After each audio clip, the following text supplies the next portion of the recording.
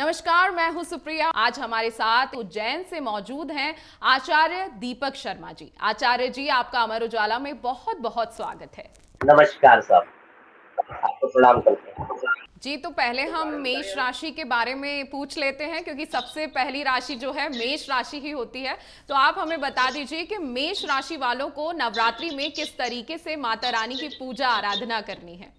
देखिए, मेष राशि वालों को जो है वह जो है देवी माँ के स्कंद माता स्वरूप का पूजन करना चाहिए और उन्हें जो है माता को जो प्रसाद चढ़ाना चाहिए वह हलवे का प्रसाद चढ़ाना चाहिए। इससे माँ की कृपा उन पर जो है बनी रहती है।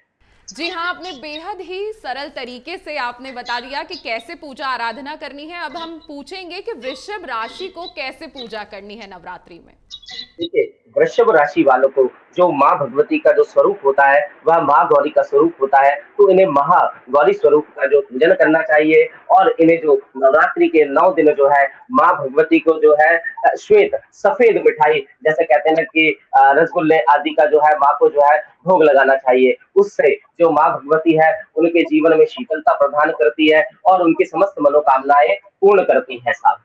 बस आपको थोड़ा सा भोग लगाना है, आचार्य जी द्वारा बताई गई विधि और उपाय अपनाने हैं। निश्चित ही माता रानी आपकी सभी मनोकामना पूर्ण करेंगी। महाराज जी, अब मैं आपसे पूछना चाहूंगी कि मिथुन राशि को किस विधि से नवरात्रि में पूजा करनी है। मिथुन राशि वालों को माता के जो है ब्रह्मचारिणी स्वरूप का जो है पूजन करना चाहिए। माँ भगवती का बहुत ही प्रिय स्वरूप होता है ब्रह्मचारिणी जो स्वरूप रहता है। मिथुन राशि वालों को माता जी का पूजन जो है वह पंचामृत से भोग लगाकर करना चाहिए। पंचामृत अर्थात दूध, दही, घी, शहद, शक्कर आदि से माता का पूजन करना चाहिए और माता को जो है पीले रंग के कहते हैं ना कि पीले कलर के वस्त्र जो है माँ को अर्पण करना चाहिए। जी बिल्कुल। अगर हम आगे चलें और कर्क राशि की बात करें तो कर्क राशि के लिए भी बता दीजिए कि किस विधि से नवरात्रि में उन्हें माता रानी को प्रसन्न करना है। कर्क राशि वालों को माता के शैलपुत्री स्वरूप का पूजन करना चाहिए।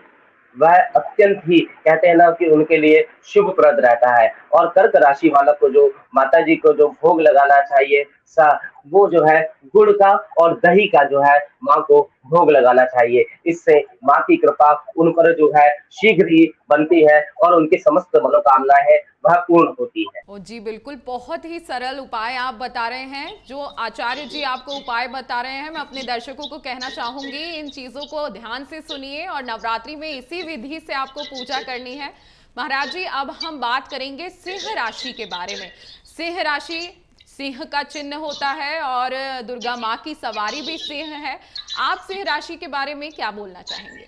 देखिए, सिंह राशि वाले जो होते हैं ना सब ये विशेष होते हैं। सिंह राशि वालों को माता की कुष्मांडा स्वरूप का जो कहते हैं ना पूजन करना चाहिए और माँ को जो है लाल पुष्प गुलाब जो है आप अर्पण कर सकते हैं। तो यदि वह ऐसा करते हैं या फिर लाल मिठाई का माँ को भोग लगाते हैं तो उससे माता शीघ्र अतिशीघ्र प्रसन्न होती है और अपनी कृपा दृष्टि जो है वह बहुत सदैव जो कहते हैं ना कि उनके सिंह राशि वालों पे बनाए रखती है। तो जी उनको लाल पुष्प और लाल जो मिठाई है उससे माँ भगवती का पूजन करना चाहिए।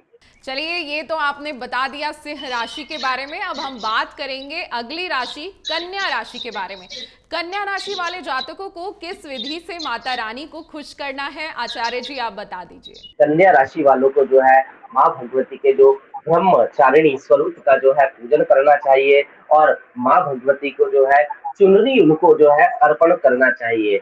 यदि वह ऐसा करते हैं तो उन पर जो है माँ भगवती की विशेष कृपा प्राप्त होती है और कन्या राशि वालों को एक बात और कहना चाहेंगे कि उन्हें शक्ति के साथ में शिव का भी पूजन नवरात्रि में करना चाहिए, जिससे कि उनके ऊपर जो है भगवती और भगवान दोनों की कृपा सदैव बनी रहेगी सर। तो बहुत ही सरल विधि और उपाय है, आपको शक्ति शिव दोनों की पूजा करनी है। अब आचार्य जी, हम बात करेंगे तुला राशि के बारे में। वो किस विधि से पूजा आराधना करें और माता रानी को खुश करें। तो माँ भगवती के महागौरी स्वरूप का जो है पूजन करना चाहिए और माँ भगवती को जो है उन्हें दही के अंदर जो है गुड़ या शक्कर मिलाकर जो है भोग लगाना चाहिए। उससे माँ भगवती की उनको जो है कृपा प्राप्त होती है। जी, अगर हम वृश्चिक राशि की बात करें आचार्य जी, तो क्या विधि रहेगी माता रानी की पूजा करने के लिए? वृश्चिक राशि वालों को बात करें तो वृश्चिक राशि वालों को जो माँ भगवती के जो है कालरात्रि स्वरूप का जो है वह पूजन करना चाहिए। और माँ भगवती का जो प्रिय जो माता रानी को एक गुड़हल के फूल चढ़ते हैं, वह फूल उनको जो है पुष्प अर्पित करना चाहिए। उससे माँ भगवती की उन पर जो है विशेष कृपा प्राप्त होती है। और उनके जो कहते हैं ना कि कार्य क्षेत्र में या अड़ोस पड़ोस में किसी भी प्रकार के जो उनके शत्रु होते हैं, उनका जो है उससे उनको जो है शत्रुओं से कहते हैं ना कि विजय की प्राप्ति होती है। तो उनको जो है गुड़हल के फूल माँ भगवती को जो अर्पित करना चाहिए। जी, बहुत ही सरल उपाय है, आपको माँ भगवती को गुड़हल के फूल अर्पित करने हैं। अब आचार्य जी हम बात करेंगे धनु राशि के बारे में। धनु राशि के व्यक्तियों को कैसे माता रानी को खुश करना है, आप विस्तार से बता दीजिए। धनु राशि वालों को 9 के 9 नवरात्रि में जो दिन होते हैं, उसमें माँ भगवती के सिद्धिदात्री स्वरूप का पूजन करना चाहिए।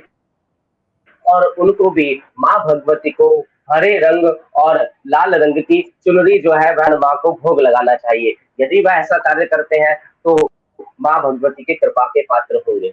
धनु के बाद बात करते हैं हम मकर राशि के बारे में। आचार्य जी आप बता दीजिए कि मकर राशि वालों को माता रानी को किस विधि से खुश करना है। मकर राशि वालों की बात करें तो उनको माँ भगवती के कात्यायनी स्वरूप का जो है वह पूजन करना चाहिए। और उनको जो है माँ भगवती को जो है श्रीफल नारियल जो है वह अर्पित करना चाहिए। और माँ भगवती को लाल चुनरी जो है वह चढ़ानी चाहिए। यदि वह ऐसा करते हैं तो माता की कृपा जो है उन पर सदैव बनी रहती है। जी, अब बात करेंगे कुंभ राशि के बारे में। आचार्य जी, कुंभ राशि वालों को किस विधि से माता रानी की पूजा आराधना करनी है? कुंभ राशि वालों को जो है माता के महागौरी स्वरूप का जो है वह पूजन करना चाहिए। और माता को जो है सफेद पुष्प श्वेत पुष्प जो है वह चढ़ाने चाहिए। यदि वह ऐसा करते हैं तो माँ भगवती की उन पे कृपा बनी रहनी चाहिए। अब बात करेंगे 12 राशियों में अंतिम राशि मीन की। आचार्य जी, मीन राशि को किस विधि विधान से माता रानी को खुश करना है, क्या उपाय करें, आप थोड़ा विस्तार से बता दीजिए। देखिए मीन राशि वाले जो है उनको माँ भगवती के चंद्र घंटा स्वरूप का जो है पूजन करना चाहिए। और माँ भगवती को जो है पीले रंग के वस्त्र जो है अर्पित करना चाहिए। पीले जो है मिठाई चढ़ाना चाहिए और पीले ही फल चढ़ाए जाने चाहिए। हम ये एक बात और कहना चाहेंगे, जैसे कि अब 12 राशियों की बात हो चुकी है, तो माँ भगवती का जो भी पूजन हमने भिन्न भिन्न सामग्री बताई है, भिन्न भिन्न प्रकार का प्रसाद बताया है, ये सब तो करें, परंतु माँ भगवती के पूजन में सबसे विशेष चीज जो है वह है श्रद्धा और शुद्धि। यदि माँ भगवती का पूजन आप कर रहे हैं, सामग्री उपलब्ध है तो बहुत अच्छी बात है। परंतु यदि किसी कारणवश उपलब्ध नहीं होती है तो माँ भगवती का यदि पूजन आप श्रद्धा से करेंगे तो उस पूजन का पूर्ण फल आपको अवश्य ही प्राप्त होगा। आचार्य जी, आपने इतने कम समय में और इतनी सारी बातें हमें बता दी माता रानी के बारे में। निश्चित ही आप सभी को भी ये जानकारी पसंद आई होगी। आचार्य जी, समय देने के लिए आपका बहुत बहुत शुक्रिया। नमस्कार साहब, माँ भगवती की कृपा बनी रहे आप सभी पर। आशा करते हैं कि निश्चित ही आपको आचार्य जी द्वारा बताई गई सभी जानकारी अच्छी लगी होंगी। बेहद ही सरल उपाय और पूजा विधि आचार्य जी ने हमें बताई है।